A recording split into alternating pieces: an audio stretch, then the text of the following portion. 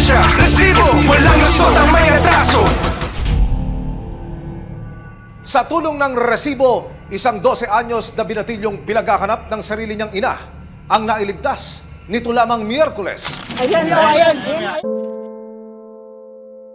Ay!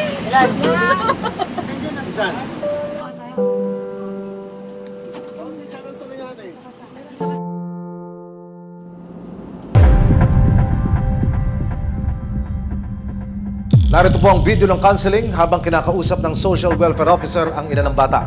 Tignan niyo ho ang gagawin ng minor de edad. Bigla niyang binuntal ang sarili niyang ina sa harapan mismo ng social welfare officer habang isinasagawa ang counseling. Nang magpakita ng bayolenteng asal, nagpa siya ang social welfare office ng dinalupihan ng bataan na mas makabubuti kung sa isang rehabilitation facility dadalhin si Christian para magpagaling at sumailalim sa behavioral rehabilitation.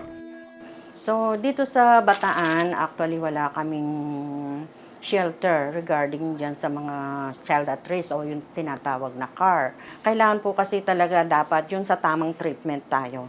Hindi yung kikilos po tayo ng mabilisan pero hindi po natitreat yung tama doon sa bata. Kaya sa pahintulot ng ina at rekomendasyon ng otoridad, dinala ng resibo si Christian sa isang private rehabilitation facility para mas mapabuti ang kanyang kalagayan at hindi na muling bumalik sa lansangan. Dito, ipinaliwanag ng medical staff ng rehabilitation facility kung ano ang mga programang makatutulong para makontrol ang kondisyon ni Christian. Sa loob ng 3 hanggang 6 na buwan, maaari na raw makitaan ng pagbabago si Christian.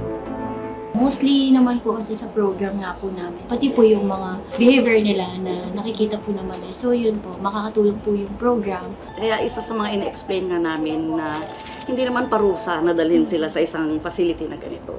Nandito po sila para tulungan sila. At the same time, hindi naman sila dadalhin dito kung hindi sila napariwara sa labas. Naiiyak ako na nagagalak po. Hindi ko na po maintindihan. Basta po masaya po ako para sa anak ko na natulungan niyo po ako ng programa. Matapos ang mahigit 3 buwang paninirakan sa lansangan at sa ilalim ng tulay, ito na ang magiging bagong tahanan ni Christian. Malayo sa anumang uri ng peligro at higit sa lahat, may hatid na bagong pag-asa sa kanilang mag-ina.